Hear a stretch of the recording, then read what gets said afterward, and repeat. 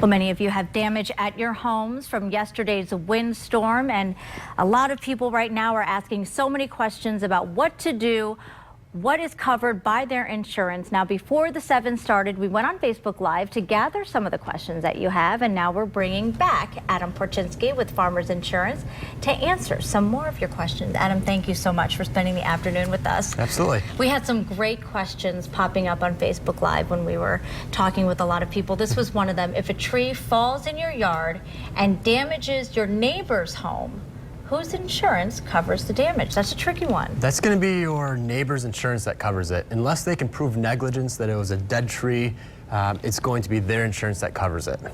Now, I do know, too, that on Facebook Live, they were saying that they actually had a tree from a neighbor's yard that then flew, because this wind was really strong, flew several homes down and damaged several homes along the way. So then how do we handle all of that? That's the same situation. So each of those 4 homes or 3 homes, however many homes it hit, each of those homes will have to file a claim or decide what they want to do with their insurance. Unless they can prove negligence again, unless it's been a dead tree for a number of years. Right, and you should have done something personally before that tree would have fallen. Exactly. Okay, well then I hope everyone's ready to work with their neighbors and get everyone on board. This was something that I had asked you about earlier too when we had a chance to talk, because I was looking online. I saw a lot of people asking about filing a claim. They were concerned, do we go ahead and just file that claim right now, or what should we be thinking about before we get ready to file a claim? Yeah, that's a good question.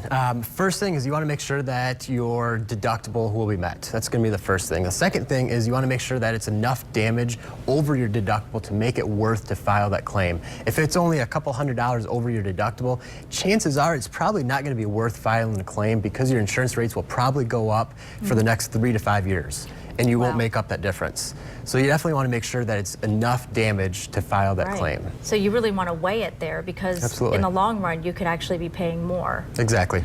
So then when you say your costs will go up, I know that that rings a bell with everyone because they think, oh no, okay, so what does that mean?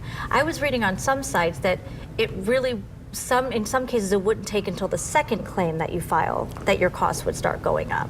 Good question. So that is a company by company and actually policy by policy specific type thing. Some companies will waive that first claim, some won't. Some will give you accident forgiveness after a few years. It might be 2 years, it might be 5 years, whatever it might be. But each company is different in terms of when they surcharge policies when it comes to a claim. Okay, something you really want to just call your insurance agent and know exactly what's covered.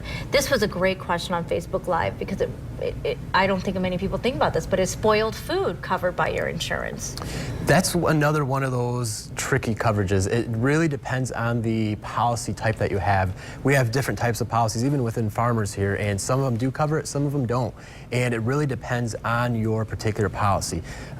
It'll always be subject to some sort of deductible. It might be a $50 deductible, it might be $25, it might be a $1,000 deductible.